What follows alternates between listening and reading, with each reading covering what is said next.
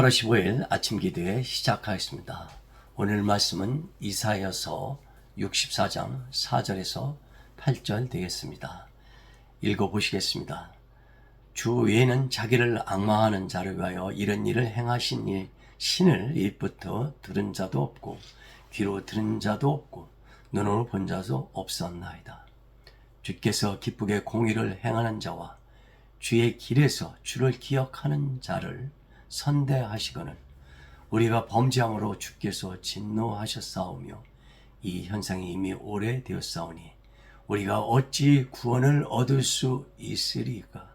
무릇 우리는 다 부정한 자 같아서 우리의 의는 다 더러운 옷 같으며 우리는 다 잎사귀같이 시들므로 우리의 죄악이 바람같이 우리를 몰아가나이다.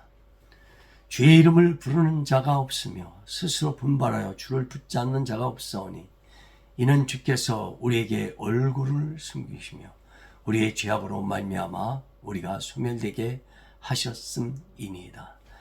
그러나 여호와여, 이제 주는 우리 아버지시니이다. 우리는 진흙이요 주는 토기장이시니 우리는 다 주의 손으로 지으신 것이니이다. 여호와여, 너무 분노하지 마시오며 죄악을 영원히 기억하지 마시옵소서. 구하오니 보시옵소서, 보시옵소서. 우리는 다 주의 백성이니이다. 오늘 말씀 이사야서 64장은 바벨론 포로 상태에 있는 이스라엘 국가를 위해 이사야 선지자가 중보 기도하는 내용입니다. 이사야 선지자가 활동한 시기는 남유다가 독립국으로 존재하고 있었지만 하나님은 장차 100년 후에 이셀 바벨론 제국에 의한 남유다의 패망을 계시를 통해서 이사야 선지자에게 미리 보여주셨습니다. 여호와께서는 자기의 비밀을 그종 선지자들에게 보이지 않고서는 결코 아무것도 행하지 않으신다는 아모스 3장 7절 말씀을 기억나게 합니다. 하나님이 계시를 통해 미래를 보여주시는 것은 이스라엘이 회개하고 장차 다가올 환난을 대비하기 위함이며 또 하나님의 말씀은 반드시 성취된다는 것을 보여주기 위함입니다. 이사야 환상 가운데서 예루살렘의 멸망과 그리고 성전의 황폐함, 왕과 백성 위에 쏟아진 하나님의 무서운 심판을 생생히 보았습니다. 그가 환상에서 본 대로 남유다 마지막 왕 시드기야는 애굽을 의지하고 바벨론을 반역하자 바벨론 왕 느부갓네살은 예루살렘을 2년 동안 포위하고 이 기간에 기근과 전염병으로 고통당했으며 백성들은 굶주림 때문에 자녀를 잡아먹는 참혹한 일까지 일어나게 되었습니다. 예루살렘이 함락후 바벨론 군대는 하나님의 성전과 궁궐들을 모두 불태우고 성전의 금과 은과 귀한 그릇들을 모두 약탈해 바벨론으로 가져갔습니다. 도시 전체가 불타고 성벽은 무너졌으며 살아남은 백성들은 무참히 사륙당하거나 포로로 끌려갔습니다. 시드기야 왕, 마지막 왕은 도망치다 붙잡혀 아들들이 느부갓네살 왕 앞에서 처형되는 것을 목격하게 되고 두 눈이 뽑힌 채 쇠사슬에 묶여 바벨론으로 끌려가 감옥에서 비참한 죽음을 맞이해야만 했습니다.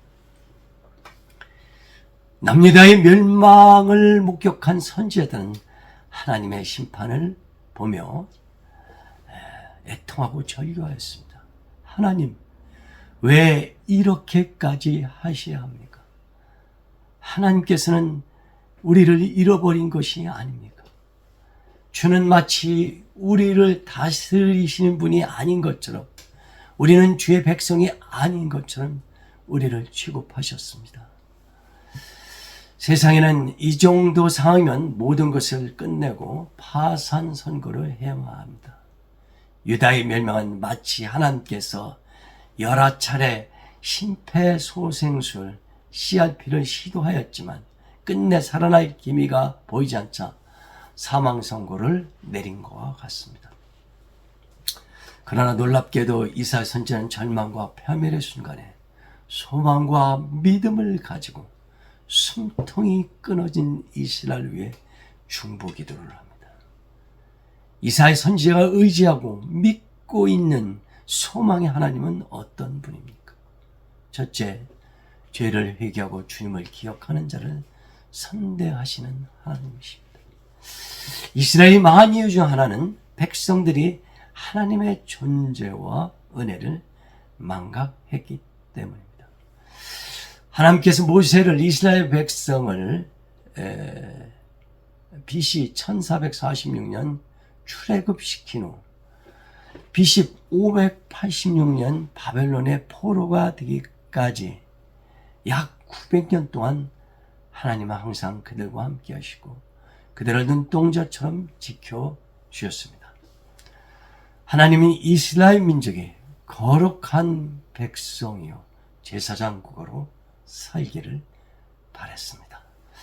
하지만 그들은 하나님을 거역하고 선보다 악을 더 사랑했으며 거룩한 백성이 되기보다는 타락한 세상에서 살기를 더 선호했습니다.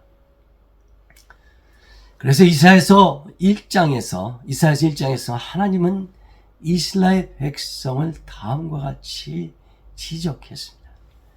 여호와께서 말씀하시기를 내가 자식을 양육하였거늘 그들이 나를 거역했다.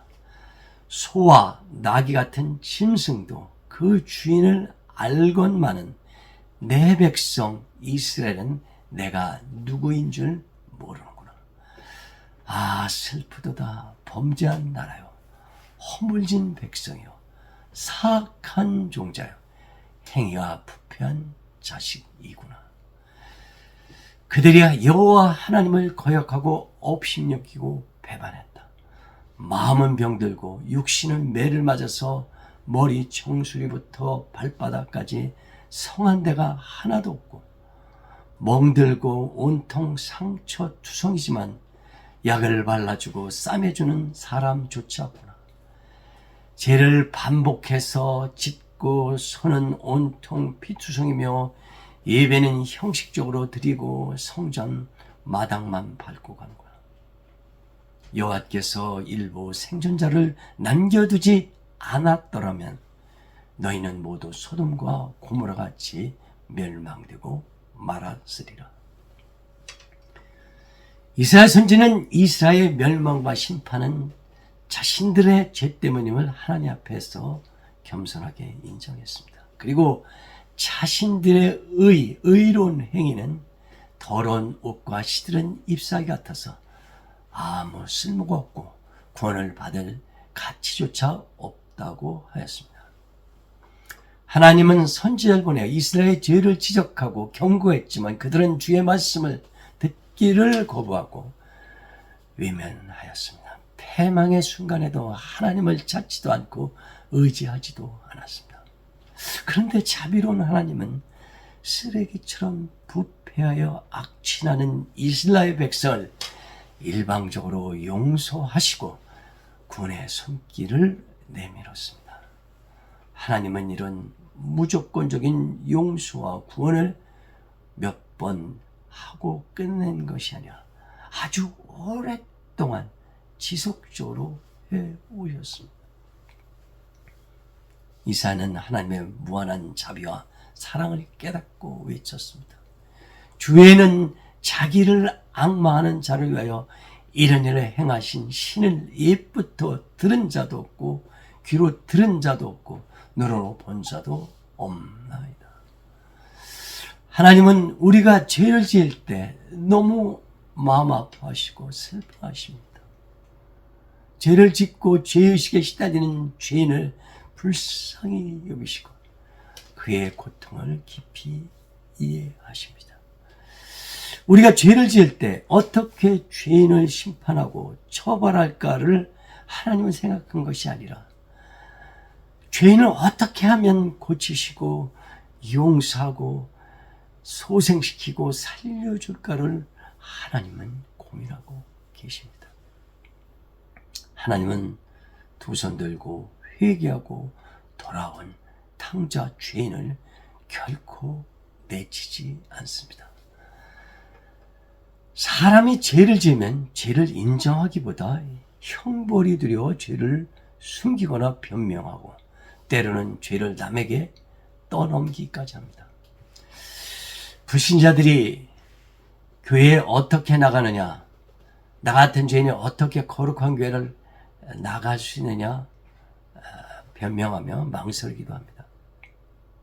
어떤 이는 내 죄 문제는 어느 정도 스스로 해결한 후에 교회에 나가겠습니다라고 말하기도 합니다. 그러나 죄는 우리의 노력이나 어떤 대가를 지불함으로써 해결되는 것이 아닙니다.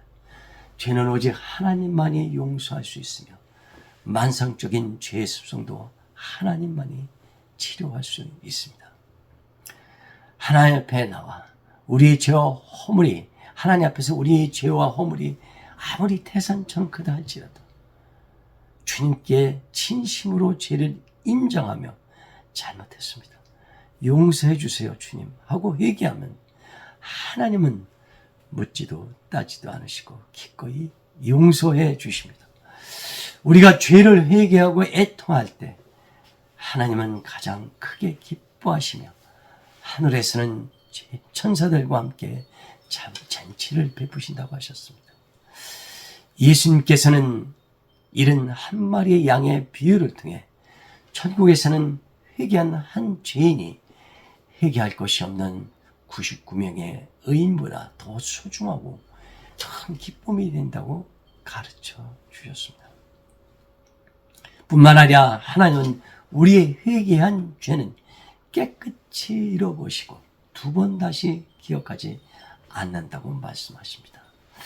미가 선지자는 용서하시는 하나님을 체험하고 나서 다음과 같이 고백하였습니다. 주와 같은 신이 어디 있으리까? 다시 우리를 불쌍히 여기셔서 우리의 죄악을 발로 밟으시고 우리의 모든 죄를 깊은 바다에 던지시리이다. 우리가 회개하고 나서 다시 죄식에 시달리거나 의심에 빠진다면, 불신에 빠진다면 그것은 하나님 뜻이 아닙니다. 그것은 우리의 신앙을 무너뜨리려는 사단의 음모이고 시험입니다. 우리의 진실한 회개와 변화된 삶은 하나님께서 가장 기뻐하시고 귀하게 여기시는 영적인 보물이며 영광의 면류관입니다. 하나님께서 의로운 요셉보다 회개한 유다의 가문을 통해서 그리스도 메시아를 보내신 것은 결코 우연이 아닙니다. 이는 하나님께서 회개를 얼마나 기뻐하신지를 분명히 보여주는 것입니다. 회개와 믿음은 우리가 천국문을 통과할 때 반드시 가지고 와야 할 천국 입장 티켓이라고 볼 수 있습니다. 둘째, 이사야는 하나님은 만민의 아버지가 되심을 고백하였습니다. 이스라엘에 돌이킬 수 없는 죄로 인해 모든 소망의 등불마저 꺼지고 캄캄한 절망의 순간에 이사야 선지자는 벌떡 일어나 하나님 앞에 나아가 다음과 같이 외쳤습니다. 여호와여, 이제 주는 우리 아버지이십니다. 우리는 진흙이요 주는 토기장이시니 우리는 다 주의 손으로 지으신 것입니다. 하나님은 깜짝 놀라셨을 것입니다. 아니, 감히 누가 나를 아버지라 부르는가? 성경에 보면 구약시대에 하나님을 아버지라 부른 사람은 아주 극소수였습니다. 모세, 이사야, 말라기 선지자가 하나님을 아버지라 불렀습니다. 그들의 공통점은 하나님을 직접 목격하거나 인격적으로 만난 선지자들입니다. 신약시대에는 예수님이 처음으로 하나님을 아버지라 불렀습니다.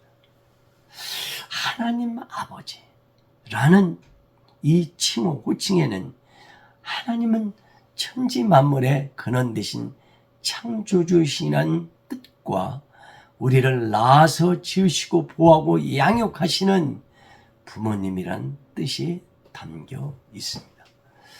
또한 하나님 아버지라는 이 호칭에는 하나님에 대한 깊은 신뢰와 믿음, 경외심과 사랑, 소망과 사모함, 용서와 화평, 그리고 감사와 은혜의 뜻이 모두 함축되어 있습니다.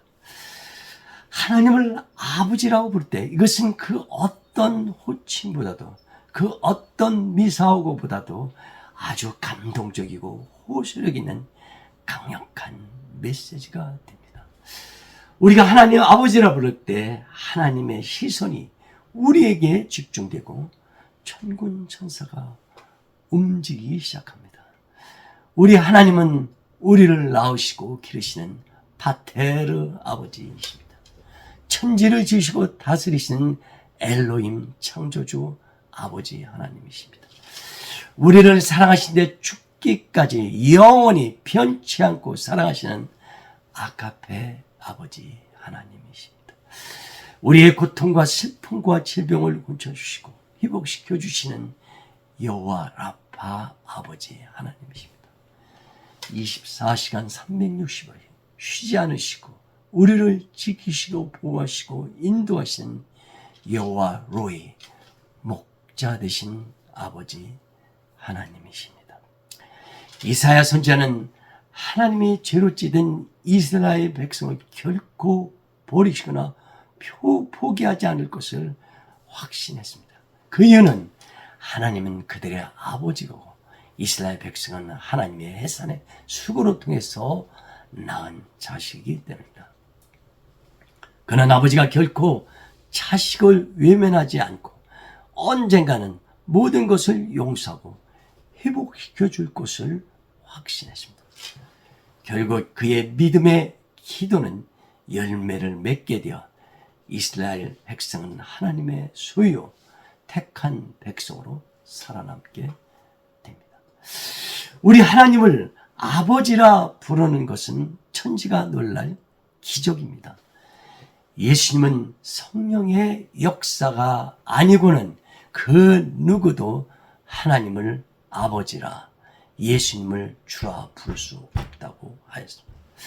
왜냐하면 하나님을 아버지라 부르면 우리는 그의 아들이 되며 하나님 나라를 유업으로 받을 상속자, 후사가 되기 때문입니다. 그래서 사탄은 우리가 하나님을 아버지라 부르고 예수님을 주 그리스도라 부르는 것을 극도로 싫어합니다. 우리는 과거 거듭나기 전 하나님과 원수되었던 진노의 자식, 멸망의 자식들이었습니다. 하지만 예수님의 십자가의 보혈로 하나님과 화목하게 되고 이제 누구든지 믿기만 하면 하나님의 자녀가 된 권세를 받게 되었습니다. 우리를 성령으로 인치시고 하나님을 아버지라 부르도록 또 허락받았습니다. 예수님은 주기도문에서 우리의 기도가 하늘에 계신 우리 아버지여라고 그렇게 시작하라고 하십니다. 하나님은 우리가 매일 아버지 하나님 부르며 아버지 앞에 가까이 나와 교제하고 대화하기를 원하십니다. 아버지 하나님은 우리의 믿음과 인격이 그리스도의 장성한 분량까지 자라나길 원하십니다. 아버지 하나님을 목숨을 다해 사랑하고 내 이웃을 내 몸같이 사랑하길 또 원하십니다. 마지막 때에 지혜로운 다섯 처녀처럼 꺼지지 않는 기도의 등불을 준비하여 다시 오신 예수 그리스도의 기쁨으로 맞이하기를 원하십니다. 이 시간 아버지 하나님이라 부르며 주님께 나아가 아버지께서 베푸시는 평강과 은혜와 성령의 충만함을 더듬기를 간절히 기도합니다.